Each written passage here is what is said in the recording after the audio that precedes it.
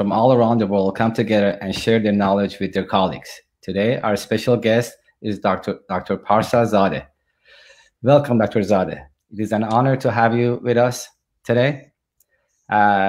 Just my personal knowledge from Dr. Zadeh is that he's a practitioner, he's an educator, he's a scientist, he's an inventor. But I'm going to go ahead and read all of his accomplishments.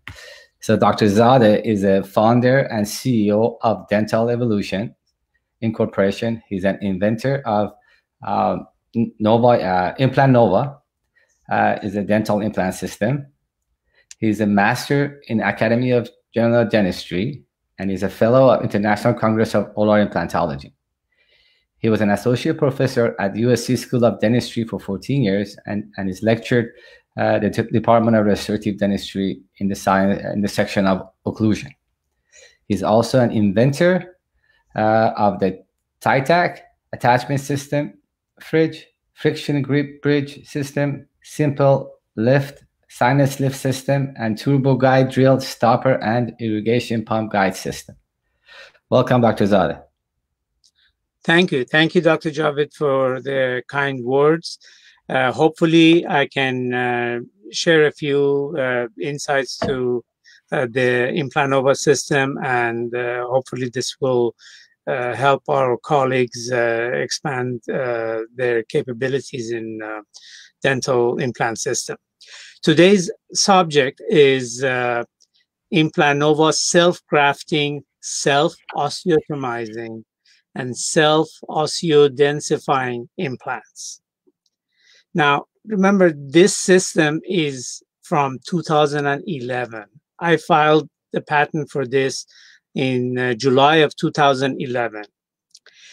Many of these features have been recreated by other companies, and they have come up as late as 2019 and 2018, which is fine. I mean, obviously, if they put enough research and development, they would have come to the same conclusions that I came to based on the experience that I had over the years and the research that we did here at Dental Evolutions. So let me take you through the presentation. Okay. So in terms of disclosure, Dr. Javed also already mentioned these things. I am the inventor of Implant Nova and Simple Lift and Coflex and Fridge, TITAC, Turbo Guide, Squeeze, Release, Torque Wrench. And I'm the founder of Dental Evolutions, Inc. So everything that I talk about are my products, and I benefit from promoting them. So that was the disclosure. Now let's go back to the principle of implantology. I've tried to simplify everything that there is to know about dental implants into one sentence. We know Brannemark discovered that titanium integrates with bone under certain conditions. Okay, he discovered it and he started doing dental implants. So now we know that if you place a piece of clean titanium in a healthy bone and keep it immobile for a few months, it will osseointegrate. Okay, so we need clean titanium, healthy bone, immobile for a few months, and we have our implant osseointegration. Every failure in implantology is because one or more of these elements are violated. Okay? Anything that you think of is because of the violation of one of these four. What makes an implant system better than another depends on how well that system can provide and support these elements. We have heard that all implants integrate, some cheaper than others. That's true. That's a very true statement. Also, some implants integrate in a more variety of situations than others. What I have found is with Implant Nova, I'm able to place implants in a much more situations than I used to with the prior implant system that I used. In fact, in our office, the only qualifying factor for getting an implant is if they want it, they need it, and if they can pay for it. There is absolutely no contraindication for implants. I'll show you some cases now. Let's take one of those features, for instance, osteodensifying. This seems to be a very hot topic, and a lot of special gadgets are being made and sold for thousands of dollars.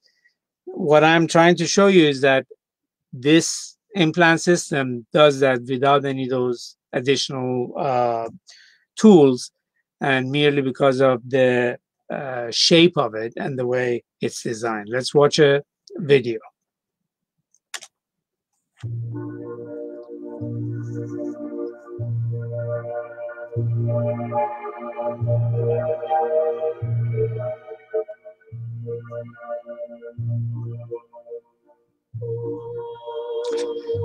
So here is a patient who comes in for implants on the upper maxillary area.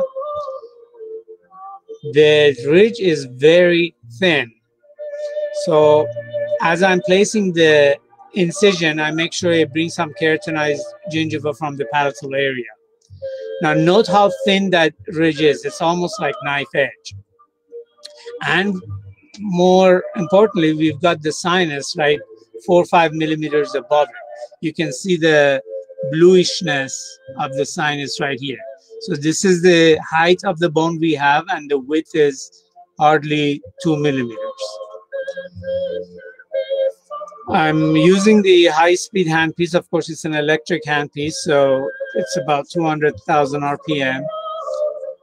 I'm marking where the implants are going to go and clean the periosteum from it.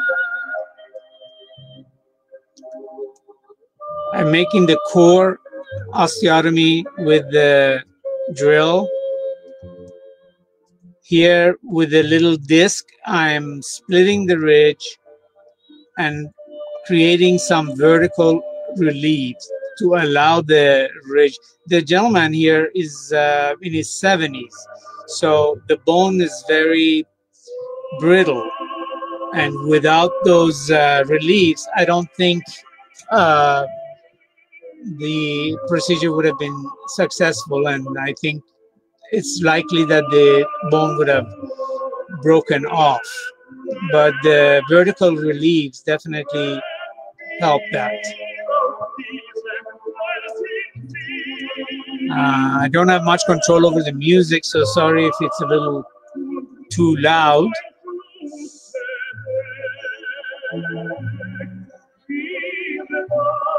So here I split the ridge, I created the vertical reliefs, and I'm just taking the osteotomy up to the floor of the sinus.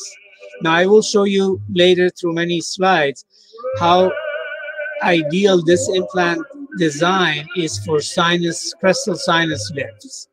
And many times you don't need anything. You just have to break the sinus floor upwards. What I'm doing right now with this simple lift internal punch. So I'm just breaking the sinus lift up. These are very similar to what the Summers osteotomes, with the difference that the blade, the cutting edge, is only on one side and there is a bumper on the other side. The implant is picked up with the special carrier system that we have for the system that locks into the implant. And the shape of the implant, the way it's going in, gradually would expand the ridge. You can see here how this ridge is getting expanded. So this was just a slide with the osteotomy disc.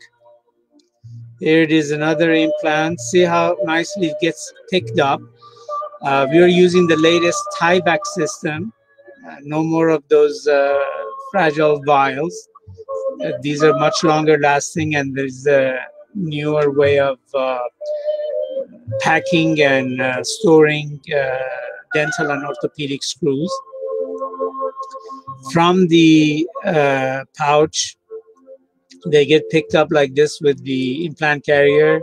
See, there's no chance of the implant dropping because of the special feature of this carrier, which I will show later. The implants have some algorithmic curvature that gradually expand the ridge as they're going in. It's not a simple taper. I call this implant the most sophisticated design because we spent 2 years full time with an engineer going over every little feature. And those features, of course, we enlarged 10 times by a 3D printer. And this is in 2011 to see the details and make the improvements on it. See, some of the systems, very difficult to remove the carrier and place it back. Here, the implants are placed, the cover screws are in. Now we go to the closure of the wound. I know this part has nothing to do with the implant nova, but knowing dentists, they want to see how the thing ended. So I'm creating relieving incision here in the microperiosteum. The music will be over soon.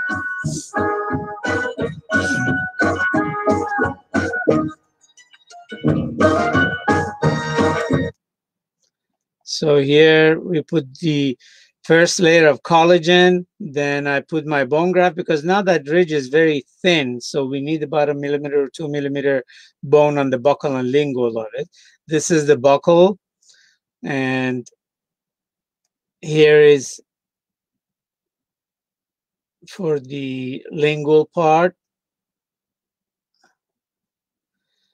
I cover it with collagen, and then there's a lingual, bone on the lingual, collagen. On very top of it, I put Teflon membrane so that if there is an opening of the wound, and often it is, the bone graft doesn't get exposed to the oral environment. And of course, I was able to do a primary closure, but if it opens up, that piece of Teflon is going to help. Now, see, if you notice, the ridges which are as thin as you can see here, see how thin they are, they can be expanded, or I don't know, we call it osteodensified or whatever it is. We don't need any special tool. We can place our implants nicely in this situation without using any other tool than the implant itself. And you can see here nicely the area is filled with blood. We can put some bone graft if you want on it. This is another case. The ridge is relatively thin here, and as you see here, the implant has created the expansion of the ridge. So people ask me if we have a ridge expansion kit. We don't need it because the shape of the implant, look at the shape of this implant. This has algorithmic taper.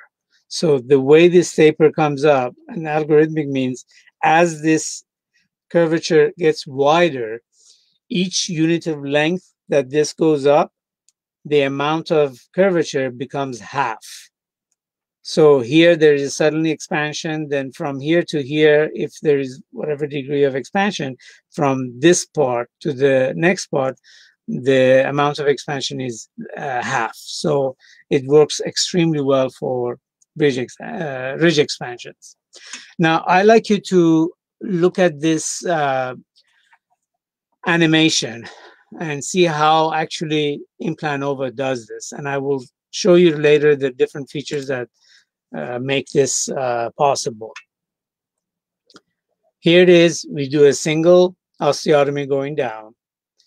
The implant with its tapered feature comes in, and as it's going in, as I've shown you on those videos, it's expanding the bone. Also, it is shaving the bone to create room for those blades. The bone shavings get condensed, that's your osteodensifying, around the cortical area of the implant. And you'll have the best self-grafting, best autograft around this implant after you place it. So therefore, that I call it self-osteotomizing because it made its own osteotomy. It's self-grafting because it takes the bone graft and puts it around itself, and self-osteodensifying because it condenses that bone around it. And these implants are made to be placed just subcrestal because of this bone easement. I will show you now in the next slide. So that's why I call it the most sophisticated design. Let's see why. Now, some of the features of these implants I took from previous implant system based on the 60 years of science that was developed for implants.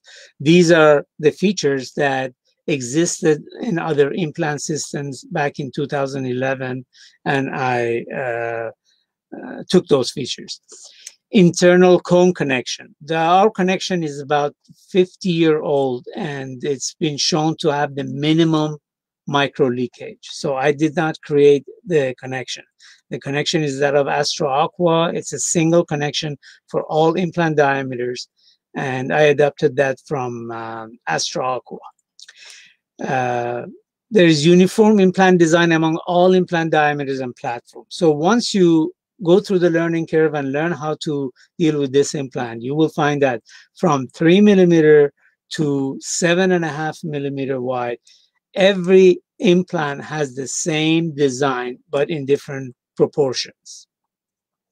It goes in with very high insertion torque and primary stability. In fact, 80 Newton is pretty normal for this implant to be the insertion torque. And no, it does not cause any necrosis because the osteotomy is created by the implant blades itself, and its exact size of the implant. It's zero pressure, basically.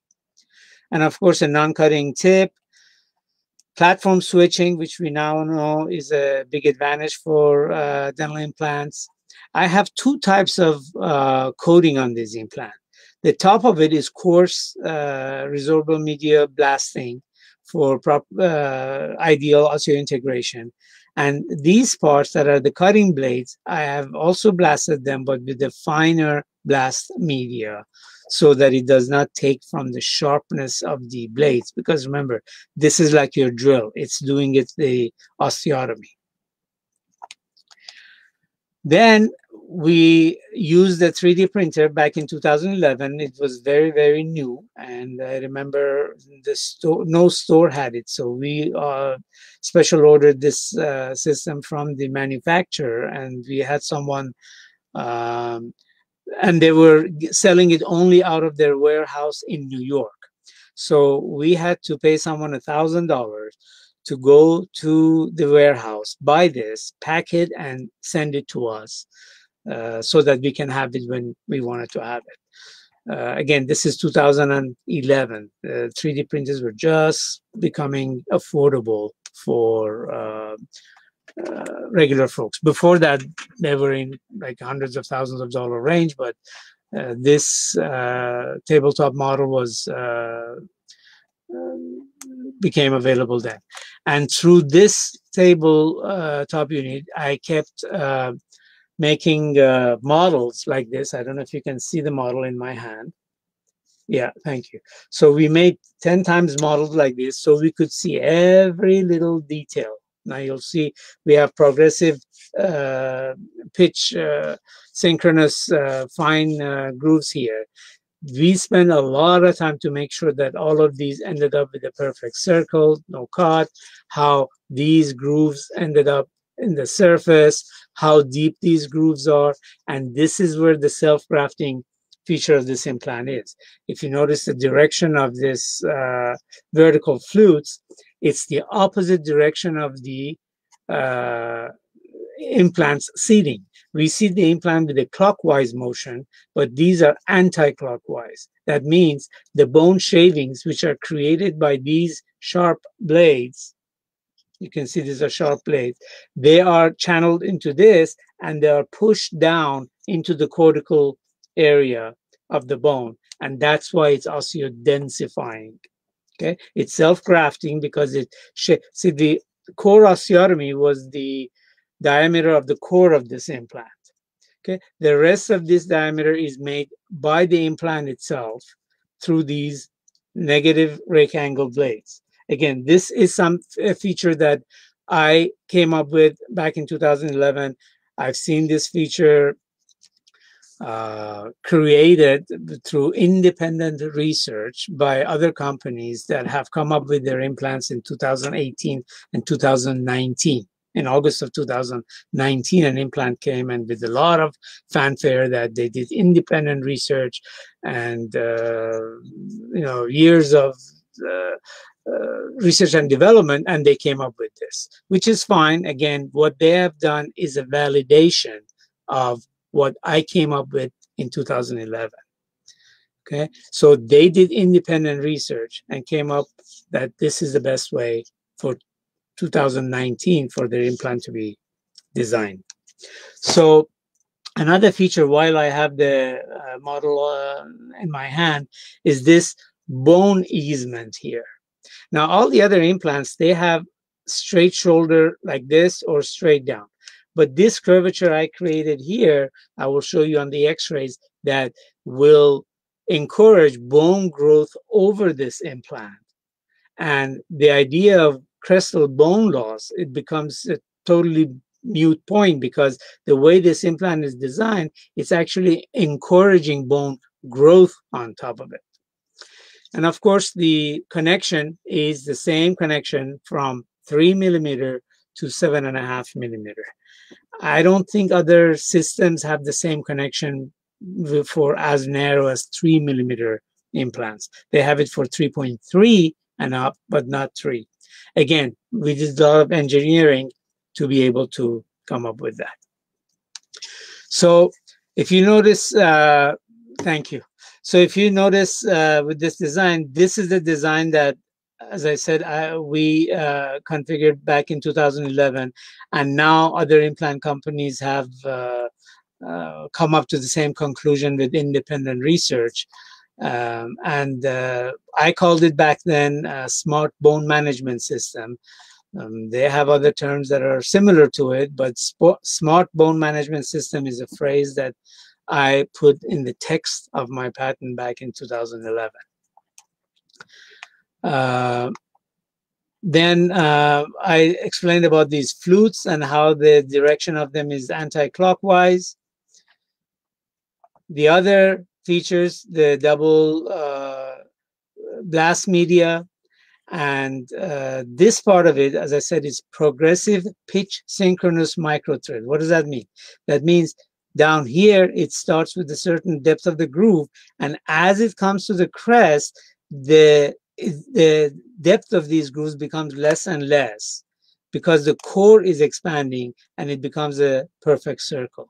This is the feature that makes this so perfect for crestal sinus lift. I will show you. And in as little as 1 or 2 millimeter of sinus floor, we are able to stabilize this implant, and this is purely because of this feature.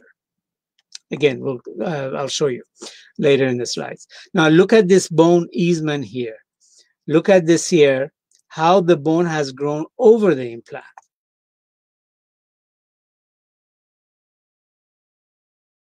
So I draw an implant on the enlargement of that photo. You see, this is where the implant is. This circle of bone did not exist when we placed the implant. There was no way this could exist. Okay, but now when I go back 3 months later to expose it, look how the bone has grown over that easement. Now, do you think with this bone growth over the easement, we should worry about crestal bone loss? Typically, you get crestal bone loss because the bone is the thinnest and the weakest at the crest. But here, if you do the cross section, the bone would be the thickest at the crest of the implants.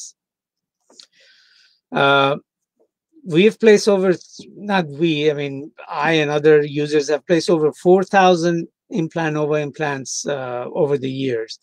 And we have seen this crestal bone grow very consistently and very reliably. The implant design works in presence of infection. I know a lot of doctors that they say, oh, if there is infection, we bone graft and we have the patient come back in 3 to 6 months. No. Okay. As I said, if the patient walks in, they need an implant, they want an implant, and they're willing to pay for it, they're going to get an implant. Okay. We don't care if it's infected, if it's a tooth that has to come out, if it, been infected for a long time, that's not an issue. If patient is needing the implant and they're willing to pay for it, they're getting it.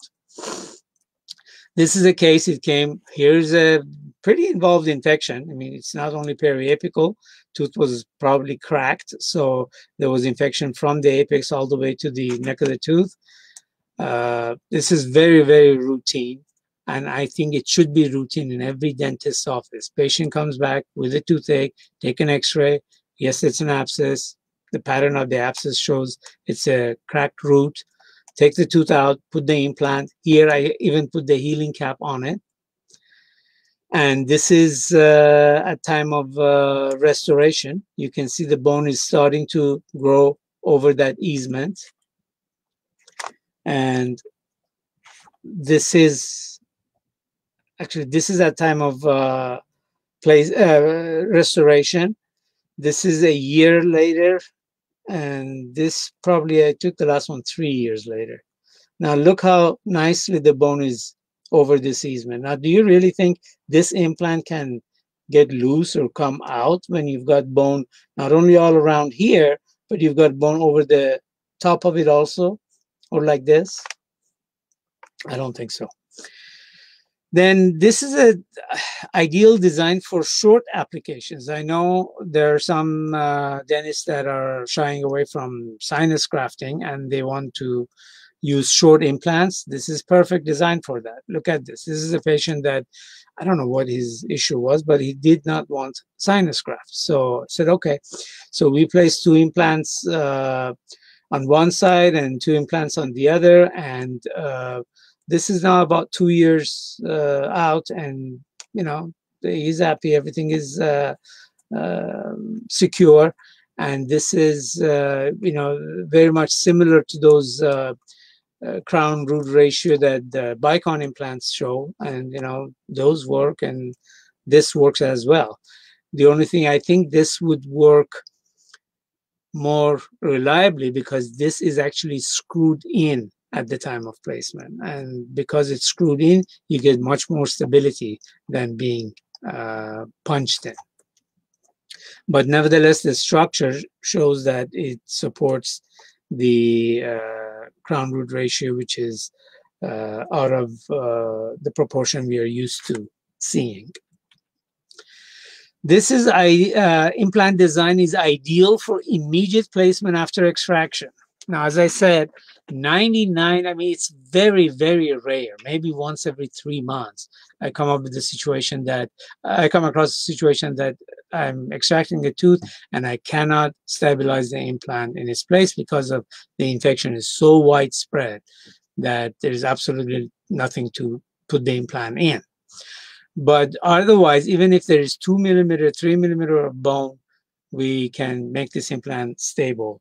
And invariably, as I said, I do this as an immediate implant. Every case. The only way that it's not an immediate implant is because the patient is coming without that tooth. If the tooth is already missing, okay, I'm going to go into solid bone. Otherwise, if I'm taking a tooth out, the implant goes in the same day. If it gets stable enough, it's getting the healing cap also. In the past, I've done it that I've put even the abutment on it and even loaded it that same day. And that's not what I recommend, but the point I'm trying to make is we can minimize the number of surgeries and visits of the patient. Here's a case. The tooth is infected. We're taking it out. Here's the tooth out. Here's the socket. You can see there is a septum here. It's always a great thing to have that septum. Take out the implant, place the implant right at the septum, close it. This is the x-ray of that case. I put some tricalcium phosphate on top of it, and invariably, if it's open like that, we can put some Teflon. We should put some Teflon. You can't leave it open, and then loosely bring the edges of the wound together. There's another case. Patient comes with an abscess. You can see the distal root is fractured here. Again, this is a routine case. Patient comes in same day that the patient is there. You make sure he can, stay another hour in the office, get the payment, take the tooth out, put the implant in there. This is the implant at the time of placement with the healing cap. This is about a week later. You can see the healing cap is there, the Teflon there. This is at the time of restoration. Now, I tested this implant. It was integrated, but see, there's still not complete bone formation here. Is that a problem? No. This is because it's just still immature. Now, we go back a year or 2 years later, you see the bone has grown where we did not have the bone. See, this area did not have the bone before. And now we have bone grown over there. Now, do you really think crestal bone loss is an issue here? How can that be? Because the bone is thicker right at the crest as it is further down. And this is the clinical outcome. This is where that drainage was. So it healed by scarring. Here we're going to go over another lower molar. I remember a lecture, the doctor said the most common implant placement is a lower first molar. That's the first tooth that goes bad, first tooth that goes abscess. So that's the most common. And I found that to be true too. So here it is, lower first molar that has gone bad. As you can see, take the tooth out.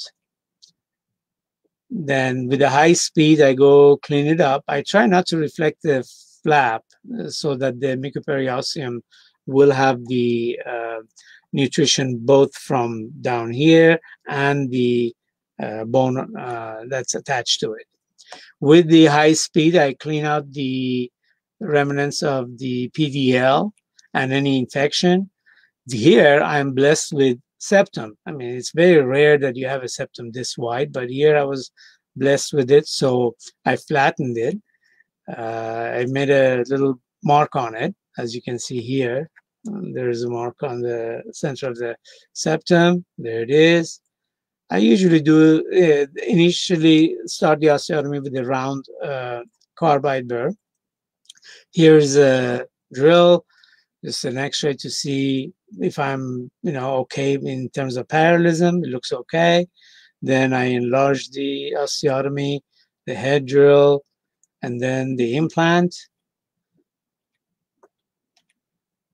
Here, it was so secure that I was comfortable. I placed the abutment on it too. I said, okay, I'm going to save a healing cap, although they don't cost much, not to me at least. But I wanted to see if I could do it, so I did it.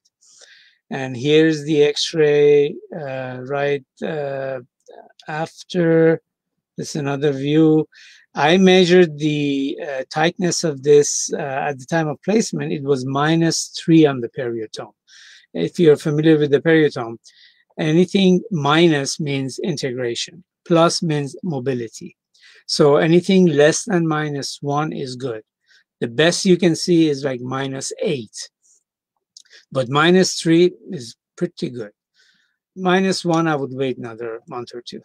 So here it is at -3. Then I think it was a month later that it was -3.3. So I see it's healing. So I placed the crown on it. And you can see bone is beginning to grow. Also, this implant design is ideal for crestal sinus lift. Now, you can imagine how easy it is for us to do an crestal sinus lift, that sometimes when I'm doing 4 or 5 implants, I don't even mention it to the patient that I'm doing it, and I don't even charge for it because it really takes maybe 5 minutes more of my time. And instead of explaining all of that to the patient, that, oh, I'm going to break the sinus and do that, I just say, okay, you're going to get some implants. If you have to, move around stuff there, we will do it. Don't get me wrong, we do give informed consent. If you're using bovine or allograft bone, I will tell the patient that's what I'm going to do. But most of the time, I'm using tricalcium phosphate anyway, and that's not even a organic material for me to want to get consent from the patient. So let me take you over a few of those cases. So I also have designed this sinus lift kit. It's 5 instruments. First, there is a sinus punch. As I said, very similar to the Summers, but I'll show you later, with the blade on one side and a bumper on the other side. Then I have these sinus dilators that, the bone in that area is always soft and can always be expanded by pressure. So it's does not make sense to use a drill to make that osteotomy the size that we wanted, because the bone is not that dense. And then there's an instrument here, spreader, that I'm able to manipulate the membrane once the opening has been spread, so has been dilated, so that we can place the implant. It's a very, very simple kit. It does not have measurements on it. Everything is pre-measured for 10 millimeter. The concept I can explain later is because you really don't need more than 10 millimeter of implant in that area. No point confusing you with like 4, 6, 8, 10, 12 millimeter. The width is predetermined. It's either for 4.5 or a 5.5 millimeter diameter implant. You don't want to put a 3 millimeter in the sinus. So it makes a lot of sense. So here's a case. The patient comes with this situation. Look at the upper right. The patient has been edentulous in this area for decades now. So this is that area. I cut the bridge off. Oh no, that's this area here. When we take the bridge off, look how thin the sinus is. This is the floor of the sinus. Here we have maybe 2 to 3 millimeter, if that, of bone.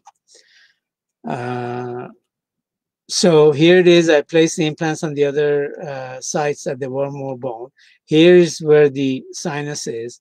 I'm beginning to make a little osteotomy with the round burr. Here is the floor of the sinus, the bluish membrane that you can see through. This is the punch. Now look at the direction. See, this is 45-degree angle here. This is the blade that cuts, and then on the bottom here, there is a bumper that won't let this to go through and through the sinus. And this is the pre-measured 10 millimeter that you need. So with the punch, we break the floor of the sinus. With the spreader, we manipulate it so that you can see here is that island of the bone. I don't like those sinus lift system that drills the bone here and will be left with just the membrane and no island. I think this island of bone contributes a lot to create the roof of your sinus lift area, and not having it makes that membrane much more prone to tear. So I prefer this to all the systems that use a drill to create that sinus lift. In this case, actually, I used some PRF into the sinus. Did not use even tricalcium phosphate. So nothing from outside was used for this patient. And people love that. Oh, I use your own blood. And I created this fibrin net that I put in your body. They love it. They love it. PRF, very sexy. Here's the implant now. Is going into that area, and the perfect circle of the top of the implant will make this stable. Now, I'll show you later. There is no way many other systems can be done this securely and this reliably. Here, I even put this part of it subcrestal. But see, this perfect circle here is the widest part of this implant. So it seals this off perfectly and makes the implant secure. This is where the implant went in. And look here. This is the sinus lift with the PRF. And look how thin the floor of the sinus is on this side. There is no way these other designs can do that. And this is on the other side, even thinner. I mean, look how thin that thing is. And, you know, mind you, if the implant goes in and it's moving, I'm not leaving the implant there. So I like to get some stability from the implant before I close the flap over it. So the fact that these implants are in is a sign that it's already secure, and it has at least 15 Newton centimeter of resistance. Now look, this is a diagram showing how implanova can be stable in a floor of the sinus that's only about 1 millimeter, 2 millimeter thick. Okay, and then the rest of it we can fill with either blood or fibrin or whatever else. Now, this is why in very thin bone, we can put the implant over there and look how the implant itself is pushing the floor of the sinus up and give us the sinus lift. Now, look at these are 3 implants from 3 major manufacturers. I won't name any, obviously, but you all know it. These are 3 very, very major. This is the largest company, second largest company, and probably the largest foreign company. Oh, this is foreign too. But look at their designs. Invariably, the top of their implants is narrower than the widest part of the implant. The top of this implant is narrower than this. So for this implant to go in, it will enlarge the osteotomy to this degree, and then you'll have suddenly a hollow area. Look at this one. For this implant to go in, the bone is expanded this much, and then this narrower area goes in. Oh, look at this, is absolutely insane. I mean, this implant to go in will make the osteotomy as thick as here, and then the top of it will be this. Now, what's going to happen if you use these implants in the sinus lifts?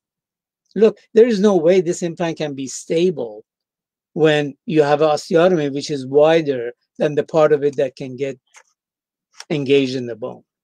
So that's why the implanova is perfect for crestal sinus lifts, and a lot of these other designs are just not suitable, because that's why they are promoting so much lateral lift, or they say, oh, you need 5 millimeter for crestal sinus lift. Yeah, with this design, you do need 5 millimeter at least, but with the implanova, 1 or 2 is enough. Let me show you another example. Patient comes in with an abscess. The crown is temporarily cemented by another dentist. Take a CT. Look the thinness of the bone above the root. This is the root of the tooth. There is an abscess here. This is the cortical bone, and that's the sinus. Now, do you think any of those other designs can possibly get secure in this thin cortical bone? I mean, this is, I don't know, it's not even 1 millimeter. But again, patient came in, needed an implant, wanted an implant, and she paid for it. So she got an implant. This is another view, the periapical image of it. And this is after the extraction. The implant is secure.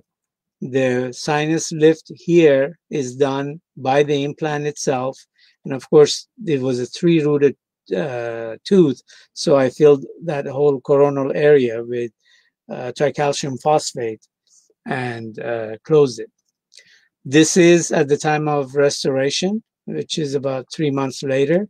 You can see the sinus lift is getting shaped very, very nicely. I don't like to put so much bone in here. until the patient's eye gets affected.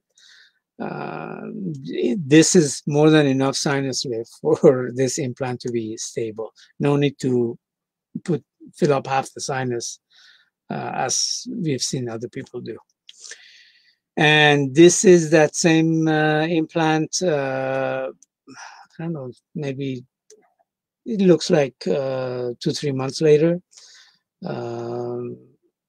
This is the clinical crown that went on it. And you can see the bone is starting to grow over the easement. Look at this. Look at this. This is perfect. Now, do I worry about crestal bone loss for this? No. Now, I know that the bone loss is because one of the factors of the bone loss is the micro leakage from here, and the irritation that comes from this gap. But remember, this connection has been in use for 40 years now. Okay, this is the Astra connection. For 40, it's been studied thoroughly by many, many people. There is a German study that we have it on our website that shows this and that of ankylose have minimum micro leakage. So I chose a connection that has deep cone connection, not a bevel, so that it has minimum micro leakage here. And with the minimum micro leakage and the bone here, I don't think this bone is going to go anywhere. This implant is ideal for immediate loading. Now, we've been told that there's only one implant in the whole wide world that can be immediately loaded and nothing else, but we all know that's not the case. So here's an implant over case that we did and we immediately loaded. I like to introduce to you here another system that I have created called FRIDGE, which is Friction Grip Bridge. It's a simple answer to the cumbersome screw-retained full arch implant prosthesis. So basically, we are doing all on 6. And this system, there are no screw holes. There's no implant level impression. There's no jig verification. There's no milled bar. There's minimum bone removal, 100% accurate fit. It's patient fixed and dentist removable. And it's done through these fridge caps that I made to go over the implants. And we pick these up with the teeth, so very similar to what we have been doing all these years with locator abutments. So here's a case. Patient comes in with broken and infected teeth. Open up the flaps, start removing the granulation tissues, and then with the nibbler, I'm removing the bone that's sticking out, keeping it for later use. I'm very cheap, so if I can use a patient's bone, I'm not going to pay hundreds of dollars for some cow's bone in a bottle. So I'll try to use patient's own, and there's plenty of it when you're doing these full mouth cases. Then I'm beginning to mark the location of the implants. The location of the implants are marked like this. This is the part that I think is going into the sinus. Now I'd like to introduce to you another invention of mine, which is called Turbo Guide, guided surgery system. Personally, I've never done a guided case. I don't see how is that necessary. But if you guys want to do guided, this is a system that you can use guided. And I assume one of the problems with guided system is that the irrigation from your handpiece doesn't get through the guide and doesn't reach the bone. How do I know that? Because some of the smart doctors out there have created another one of these tubes under the guide and connected that tube to that, and basically they're irrigating it separately. So I designed this turbo guide system, and the direction of these flutes, again, is against the direction of the turning of the drills. So as we're drilling it, the irrigation that hits the top of it gets carried through the guide and goes where it's needed. So you don't need to do any special irrigating technique for these. And with this system, you can even place the implant through your guide. Again, we did a lot of research to make this as simple as possible and as universal as possible so that it can be used both as a drill stopper and a guided system. So here's another demonstration of it that I did these lab tests. This is how the drill goes into the guide. And as we place the guide here, you can see the irrigation is hitting the turbine and it's being carried over to the other underside of the guide around the drill. Any lab can fabricate these. You just have to tell them the diameter. And we have specifications on our site that if you want to use it, you can use. Here it is one of those drill stoppers at work. Now, again, I don't usually use it, but this was a good situation because we had a limited space between the crest of alveolar bone and the sinus floor. I didn't want to accidentally break through it, so I put the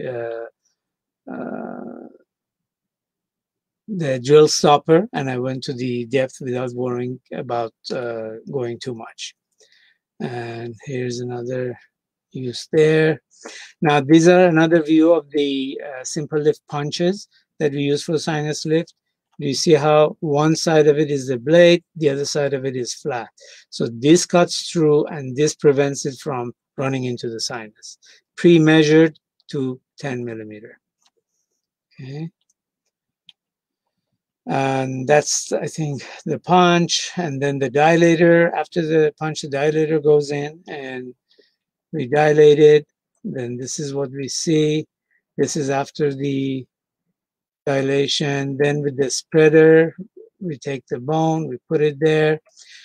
Now, I'd like to introduce you to our implant carrier that I've been showing also so far. Our implant carrier has a little steel spring ring here that locks into one of the features of this connection so that you can carry the implant without dropping it. I once dropped an implant in my shoe when I was using the older systems. This will make sure the implant doesn't drop, and also once it's seated, you can very easily move the carrier side to side and remove it. Again, our packaging is the latest Tyvek double pouch Tyvek packaging, much superior to the vials and all these other stuff that has been in use since the 60s. So this whole thing is sterile. It's dropped on the bracket and the operator will hold the implant like this.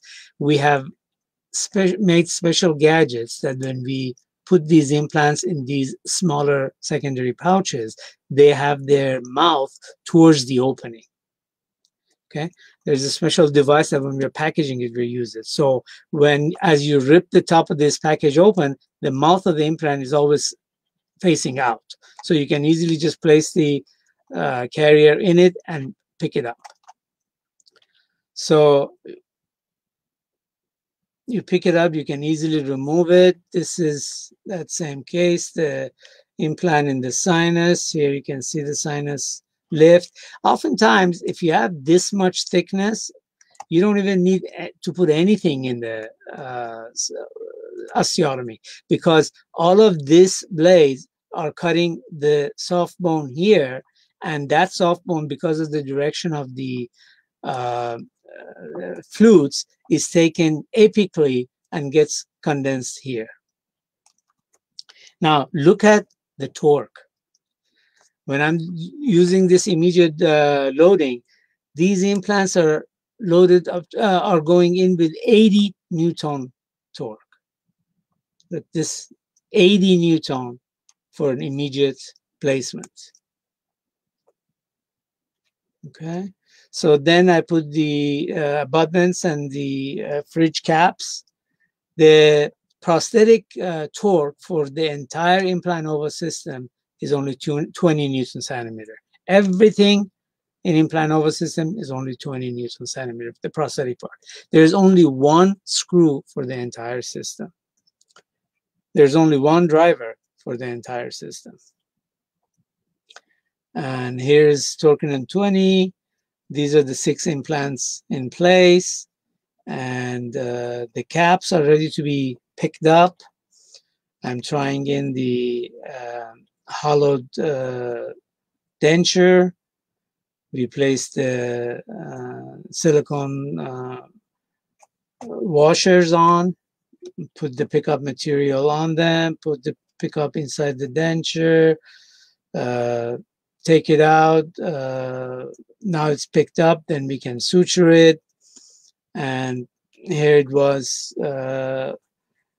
upper and lower immediate load, it's all on 12, 6 on the top, 6 on the bottom implant. Now I have 1-day courses that I teach this technique. Okay, it's not as simple as these 4 slides that I showed you, but everyone can do it. If you're already doing your implants, you can come for the 1-day course, and you will learn how to do this in your office. This is much less expensive, much easier for the patient, and you can do it in the same day without having a lab on site. Another system that I have made is for removable appliances. I call it TiTac. This is a metal to metal, so it's titanium attachment. That's why TiTac. Metal to metal system does not have any nylon parts to wear out. It's pretty retentive, so only 2 of them is enough. The beauty of the system is your implants can be as angulated as 60 degrees to each other, and the system works. Okay, so when you're placing them on the canine area of resorbed ridges, it's very difficult to get those implants straight up and down. So even if it's up to 60 degrees angle to each other, the system works. This is one of the cases, and this is the finished case. She's very happy with 2 TiTac in each arch. It's very, very, very retentive. The latest invention that we've had, we spent almost a year and about $100,000 to design this squeeze release torque wrench. The beauty of this torque wrench is with this one screw that you open it, and you can use the same hex you use for your implant prosthetics. This comes out in 3 pieces: the screw, this bow, and the body. There is no inside to any of these pieces, so they can be thoroughly cleaned and sterilized. Now, all the other torque wrenches that I have seen, they have a spring on it, or they have some inside space that you have to use a bottle cleaner or something to reach. Otherwise, you can't get the gunk out of it. But here, there is no inside. And another beauty of this is if you use it with the our own ratchet wheels, the ratchet wheel gets locked into it, and unless you press this bow down towards it, that's why it's called squeeze release torque wrench, it won't let the ratchet wheel out. Now, this is very important. How many times it happens that you're using the ratchet in the mouth and it just comes off of the wheel? With this torque wrench and the ratchet wheels that we have made, it becomes one piece until you squeeze on the bow and release it. So again, a lot of engineering and design went into this, but we have it both for 20 and for 100 Newton actually force. Of course, all the regular existing ratchet wheels fit this very well, and the squeeze release works, but it doesn't lock it as good as if you use our own. I want to thank the Global Summit and Dr. Shah for the opportunity for me to present this. Thank you. We have the Global Academy of Oral Implantology. We have courses for beginners, and the course that I'm mostly proud of are the fridge courses that we can show you how to do the single day implant supported fixed prosthesis. Thank you. Oh, great, Dr. Zadeh. Thank you so much. Uh, Very informative webinar. Thank you for sharing. There's some couple of questions here, a few questions that I'm Sure. going to read out for you. One question was regarding the fridge, the friction grip system, asking if is there any is that available for any other system? No. Okay, so just solely No. for your implant Nova. Well, it's only for this connection. Now, my connection is Astra Aqua. Now, if you want to pay 5 times as much and buy Astra implants, you can use the system with that. Sounds If you want to use a generic of Astra, you might as well buy our implants. Our prices are less than the generics out there. makes sense. So another question here. Thank you. So 80 newtons is a lot of force right there. Is that implant uh, is a specific titanium material, or is it just thicker, or because most of the implant probably would crack at that 80, right? Newton.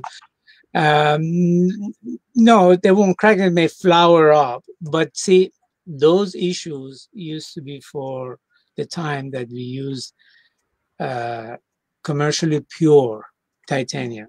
And the older implants that I started my implantology on, like Straumann, Astra, all of these, they used to use the commercially pure, which is type 4 titanium. That is much, much softer than what we use today. Right now, we use type 23 interstitial alloy. Okay, the type 23 interstitial alloy is a much harder titanium than the commercially pure. And that is the reason we can come up with one small connection that works both is small enough for anterior use and wide enough and strong enough for the posterior use. That's why a lot of the older systems had to have different diameters of connections, because if they wanted it small enough for the anteriors, it was too weak for the posteriors. And if it's strong enough for the posterior, it would be too wide for the anterior. But with the type 23 interstitial alloy use, you can make it as small as anterior. And obviously, we've done fatigue testing on it. They're as good for the posteriors. And the issue of flowering for force, it's not applicable to the implants, at least to our connection and our implant. Now, if there's a connection that is even wider than the one we are using, that may be an issue. But I have never had an implant break like that. Perfect. Never. I haven't heard anyone breaking the implant either. Not that we don't have failures or this works in every case, but that issue has not come up yet. That's great. That's great to know. So this next question. So yeah, the implant, is obviously very similar when we look at it. It looks, because it's subcrystal, right? So it looks like ankylose. And so, what would you say, comparing that to the regular implants? What, as far as the bone resorption, because mostly the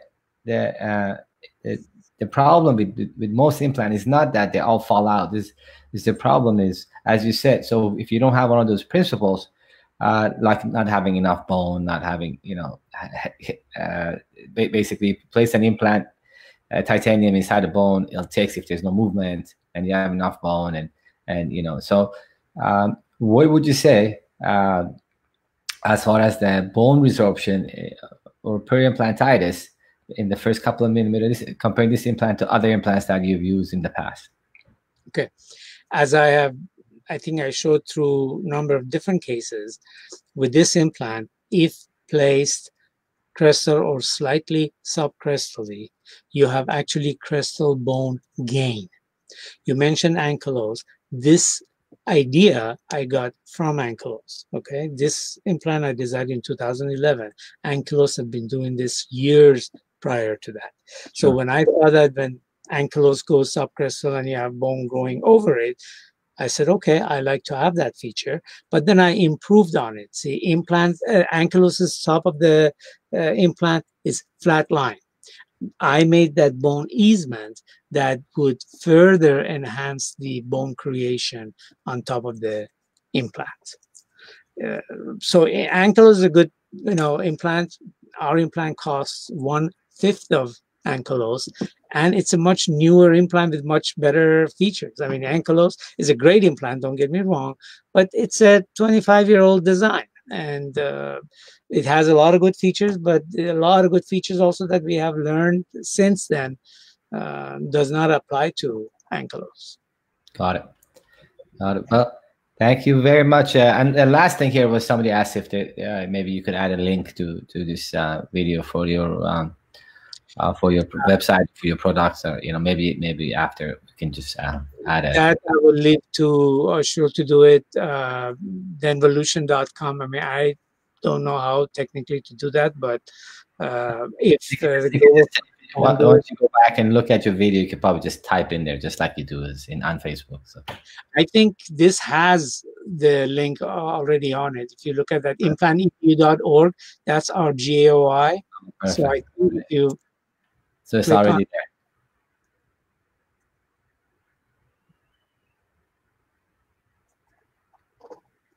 there. It should go. It went to some different place now, but the site is implantedu.org or denvolution.com. Right. Okay. Perfect. Well, thank you very much, Dr. Zadeh. It was an honor. Thank you. My pleasure.